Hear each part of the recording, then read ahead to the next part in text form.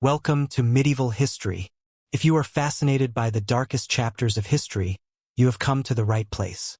Don't forget to subscribe and leave a comment to let us know where you are and when you are watching. Enjoy the video, and now let's get to the story.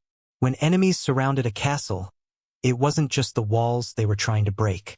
They wanted to starve everyone inside. But castles had tricks to survive. It wasn't easy, and it wasn't always tasty, but somehow they made it work. And they held out longer than anyone expected. One of the first things they relied on was simple but powerful food storage. Granaries were the unsung heroes of castle defense. Massive storage rooms built specifically to house grains like barley, oats, and rye that could mean the difference between surrender and survival. These weren't just regular storerooms. Castle granaries were engineering marvels designed with one purpose: keeping food edible for absurdly long periods. Stone floors and walls prevented ground moisture from seeping in. High ceilings with tiny windows allowed for ventilation without letting in too much humidity. Some clever castle designers even elevated their granaries on stone pillars to keep rats from having all-you-can-eat buffets with the winter supplies. Speaking of rats, a single pair of rodents could produce up to 2,000 descendants in a single year if left unchecked. Medieval castle defenders literally played the world's most high-stakes game of whack-a-rat to protect their food supplies. Castle cats weren't just cute pets. They were critical military assets. The grain stored in these fortress pantries were incredibly resilient. A properly maintained store of barley could last 3 years or more. Rye and wheat could go for 18 months before quality issues became serious. Oats were particularly valuable since they could feed both people and horses, though nobody was excited about eating porridge for the 100th day in a row while under siege. What's for dinner tonight? Oh look, it's our old friend oatmeal again. Most large castles aimed to store enough grain to feed everyone inside for at least a year. The granary at Dover Castle could hold enough grain to feed its garrison of 256 people for over 10 months. At the Tower of London, underground granaries held enough to supply 3,000 people for weeks. The real trick wasn't just having grain. It was keeping it dry. Castle stewards regularly rotated stocks, spreading grain out on sunny days to prevent moisture buildup. They also turned to clever preservation methods like parching, where grains were lightly toasted to extend shelf life. While these grain stores formed the foundation of survival, even the most well-toed granary couldn't provide all the nutrition necessary during long sieges. The clever defenders had other preservation tricks up their chain mail sleeves to ensure nobody went hungry when enemies came knocking. Beyond the carefully stored grains, medieval castle defenders turned to salted meat and hard cheese as their protein powerhouses during long sieges. These preserved foods weren't just occasional treats. They were survival essentials that could last for months or even years without spoiling. Salt was medieval food preservation gold. Every autumn, castle staff would slaughter excess livestock that couldn't be fed through winter. The meat was quickly packed in wooden barrels filled with salt.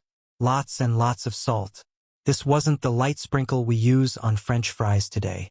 We're talking about meat completely buried in salt crystals, drawing out moisture and creating an environment where bacteria simply couldn't survive. Pork was the preferred meat for salting. A single pig could provide up to 40 pounds of preserved meat, enough to supply protein for a small family for weeks during a siege. Beef was salted, too, but used less frequently since cattle were more valuable alive for milk. Fish caught from castle mows or nearby rivers were also preserved this way, offering crucial variety to the diet. The smell inside a castle's meat storage room would have knocked you flat. Imagine opening your refrigerator after a 3-week vacation. But instead of running away screaming, medieval folks would say, dinner. Hard cheese served as the other siege superfood. Fresh cheese spoils quickly, but aged hard cheese could last for years. The longer it aged, the harder and more durable it became. Some medieval cheeses were so rock solid that soldiers would carry them as portable rations, scraping off bits with their knives whenever hunger struck. Talk about fast food that could also double as a weapon in emergencies. Records from Dover Castle show that during one 13th century siege preparation, they stored over 3,000 pounds of hard cheese. That's roughly the weight of a small car and dairy products. The cheese was typically made from cow, sheep, or goat milk, depending on what animals were available locally.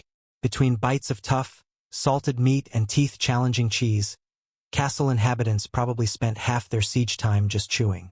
No wonder medieval paintings rarely show people smiling. Their jaws were too tired from gnawing on what essentially amounted to edible leather and dairy rocks.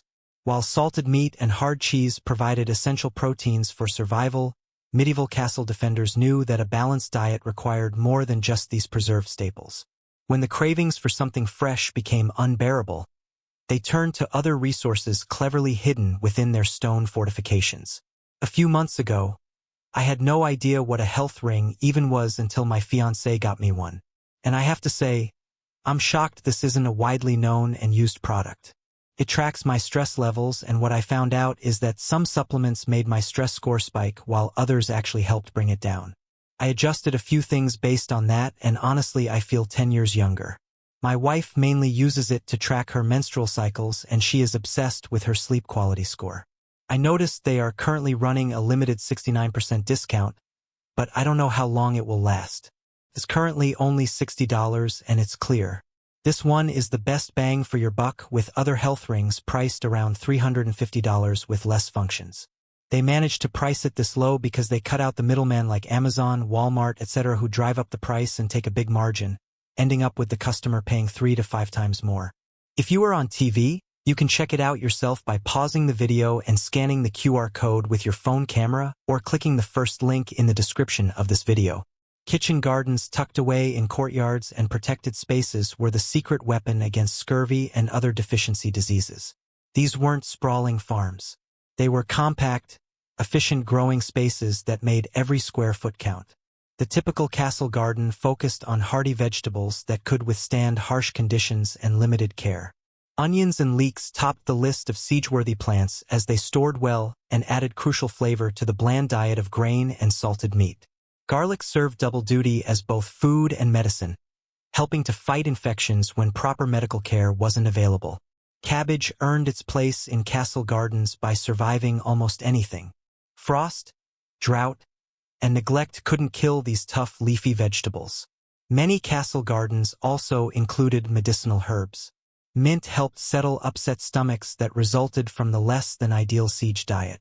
Sage was believed to boost immunity, while thyme and rosemary could be used to preserve food or treat wounds. These herbs didn't take up much space, but made a world of difference for both health and morale. When enemies attacked, castle dwellers might have joked, "The army outside wants to kill us, but the garden inside keeps us alive." Medieval gardeners were surprisingly scientific in their approach, often using raised beds to extend the growing season. By elevating the soil, it warmed faster in spring and drained better during wet periods. Some castle gardens had south-facing stone walls that absorbed heat during the day and released it at night. A medieval greenhouse effect that protected tender plants from frost. Space constraints led to clever innovations. At Conway Castle in Wales, gardeners grew plants in layers with climbing vines on walls, root vegetables below, and leafy greens in between. This three-dimensional approach maximized yields from minimal space. Research from ancient gardening manual shows that a well-maintained medieval garden of just 20 square yards could produce enough vegetables to supplement 10 people's diets with crucial vitamins and minerals for months. Even the smallest castle with tiny courtyard spaces could grow enough fresh greens to ward off malnutrition.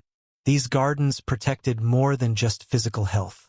After weeks of staring at enemy forces and eating dried foods, the sight of something green and growing was a feast for the eyes and soul. Though no garden could provide all the fresh food needed during long sieges, clever castle defenders had another preservation technique to stretch summer bounty throughout the year. Pickling stood as one of the medieval world's most brilliant food preservation techniques. When castle dwellers needed to make summer's harvest last through winter and beyond, they would grab their salt, vinegar, and spices and get to work preserving vegetables, fruits, and sometimes fish in special brine mixtures. The process was surprisingly straightforward. Vegetables were cleaned, sometimes blanched, and packed tightly into wooden barrels or ceramic crocks. A mixture of salt, water, vinegar, and spices was poured over them until they were completely submerged. The containers were then sealed with wax, cloth, or wooden lids to keep air out. Medieval pickles weren't just food. They were time travelers, bringing summer vegetables to winter dinner tables. And unlike modern refrigeration, pickles actually improved with age. Kind of like medieval jokes, but tastier. Cabbage fermented into sauerkraut, providing crucial vitamin C during winter months. Onions, carrots, turnips, and beets all found their way into pickling barrels, creating a colorful array of preserved vegetables that could last for months or even years. What made pickled foods so valuable during sieges? Their durability was legendary. Records from the siege of Kenilworth Castle in 1266 mentioned pickled cabbage still being consumed after nearly a year of being surrounded by enemy forces. At Dover Castle, an inventory from 1289 listed 78 barrels of various pickled vegetables, enough to provide vitamin C for hundreds of defenders for months. Security around these passages was tighter than a miser's purse. Only a handful of trusted individuals knew their exact locations. Many tunnels had multiple false turns, dead ends, and even booby traps to confuse enemy forces if the passages were discovered.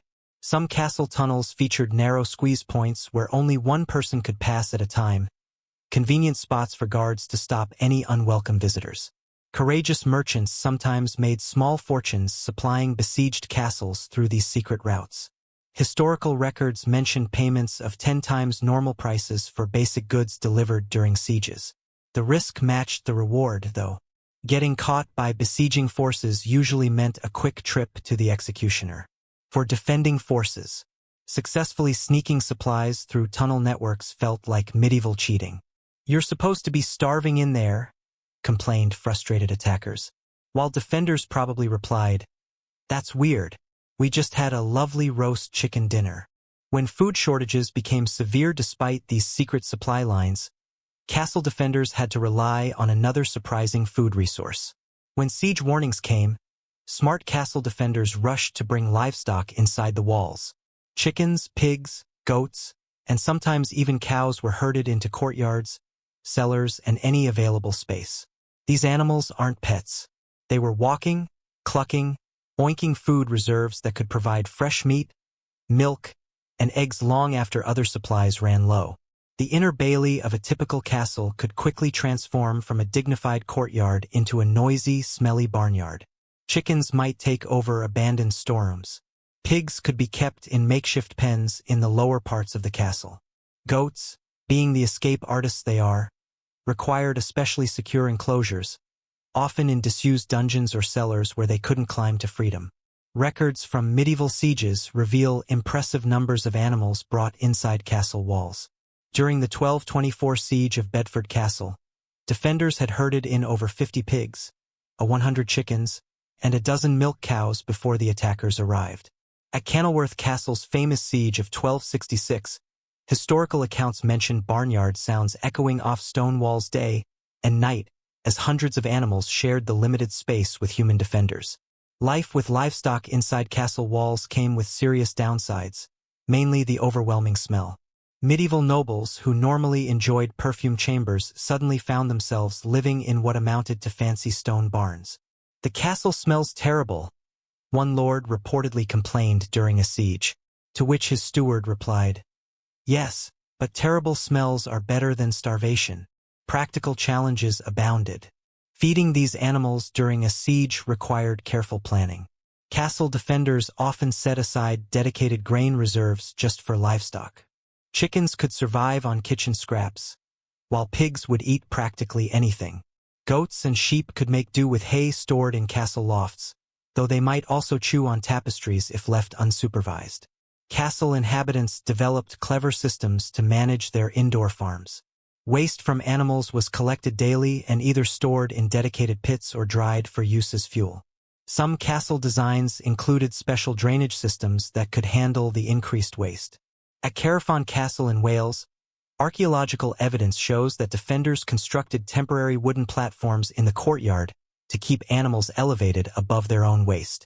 The close proximity to farm animals had unexpected benefits beyond just food. On particularly cold winter nights during sieges, some defenders would sleep near the larger animals to benefit from their body heat. Nothing says medieval comfort like using a cow as your personal space heater. When even animal feed ran low, desperate defenders would turn to unusual solutions. When castle defenders faced dwindling supplies, they redefined the very concept of food with each passing week. Nothing went to waste during desperate sieges. Stale bread that could crack teeth became treasured rations. First softened in whatever liquid was available, then transformed into a paste with herbs. Medieval cooking shows would have been very short. Today, we're making anything that doesn't run away from us. Bone broth became liquid gold during extended sieges. After the meat was gone, bones were crushed and boiled repeatedly until every last bit of nutrition was extracted. Some castles boiled the same bones up to 7 times, with each batch getting thinner. Is that soup or just dirty water? Both. And it's tonight's special. The longer a siege lasted, the more creative the castle cooks became. One medieval record mentions a castle chef who was awarded a silver coin for making 30 meals from one chicken. Talk about stretching ingredients. Castle kitchens developed bizarre siege recipes over time. Tree bark, particularly from elm and pine trees, could be ground into flour substitutes. The 1462 siege of Bamberg Castle saw defenders stripping interior wooden doors of their leather hinges to boil into soup. Tonight's special door handle stew with a side of wall plaster crackers. Don't worry, the splinters are extra protein.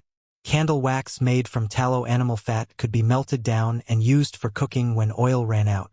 Not exactly gourmet cuisine, but it added calories when they were desperately needed.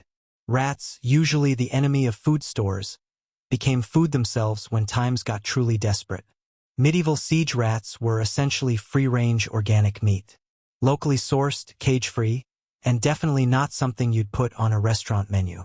At least nobody complained about the castle's rat problem anymore.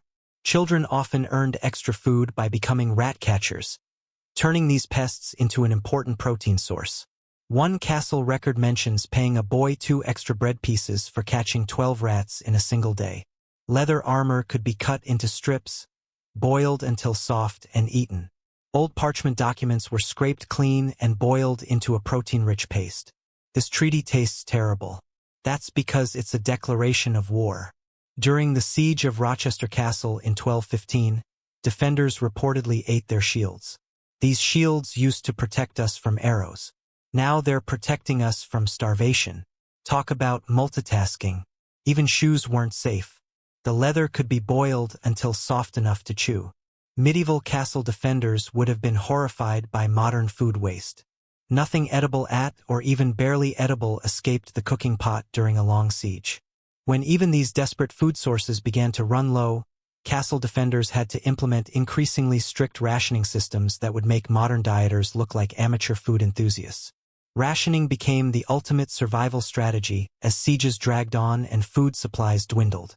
What began as 3 daily meals quickly shrank into 2. Then often just one sad portion that barely filled a wooden bowl. Castle stewards developed detailed systems to track every morsel of food and ensure it lasted as long as humanly possible. The harsh reality of medieval siege rationing followed strict social rules. Lords and nobles ate first, receiving the largest portions and the best quality food available. Knights and men at arms came next, getting enough to maintain fighting strength. Servants, workers, and common folk received whatever remained. The good news is we're having meat today. The bad news is there's only enough for the Lord to smell it. These ration systems were tracked with remarkable precision. At Kenilworth Castle during its famous 15-month siege, records showed daily bread rations dropped from 16 ounces per person to just 4 barely enough to fill the palm of your hand. Castle cooks became masters of the medieval version of food stretching. A single salted fish might flavor soup for 20 people with the actual fish served only to the Lord's table. Grains were ground extra fine and mixed with anything available to increase volume. Sawdust, ground acorns, even finely chopped straw in desperate times. How's the bread today? Crunchy. Either it's stale or there's actual wood in it. Maybe both. These impressive food strategies often determined who would claim victory when medieval warfare became a waiting game. No wonder castle builders paid as much attention to their pantries as they did to their walls. Both were equally crucial for survival.